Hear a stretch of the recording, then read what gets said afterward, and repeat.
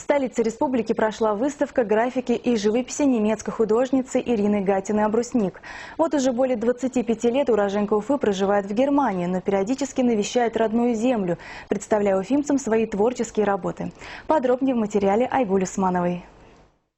Она любит наш город и постоянно возвращается, не просто со своей любовью, она возвращается постоянно со своим огромным багажом и делится этим багажом. Коллеги-художники, однокурсники, друзья. Среди публики и поклонников, гости из Дюссельдорфа, немало тех, кто скрупулезно изучает стилевые приемы ее акварельных пейзажей. Профессиональный взгляд других нацелен на графические наброски. Знатоки зорко отслеживают направление не только карандаша, но и в целом творческий, технический потенциал автора в создании в перспективе более 7 же экспонент признается, что это пятая по счету выставка в родном городе, очередной толчок к новому этапу. Моя первая выставка, я считаю, была немножечко на таком ученическом уровне по сравнению с последующими. И вот в этом году я немножечко усложнила свою выставку, привезла наброски графические, как несколько такой забытый, незаслуженный жанр. Впечатление о путешествиях в акварели и набросках. Тематика произведений Ирины Гатиной-Абрусник объединила зарисовки старой Европы, балканские пейзажи, Карибское взморье и неведомые нам дали.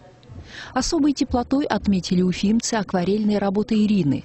Здесь зритель, привыкший, как правило, к светловоздушной, прозрачной невесомости в подобном жанре, изумляется темно-густым, напряженным, экспрессивным краскам, находя в творческой мысли художника-акварелиста элементы дизайна. Графика Ирины также очень экспрессивная, интересная. С первого раза сразу берет форму, пространство, динамику, и каждый штрих у нее на своем месте. Как Андрей Матисс, и одной линии она может закончить работу. Ну и, конечно, есть работы, где она использует тени и сразу ощущение пространства, прохождение вглубь картины в таких вроде бы не очень больших форматах, но все это у нее есть. Добавим, что выставка в галерее «Урал» лишь малая толика произведений дюссельдорфского автора.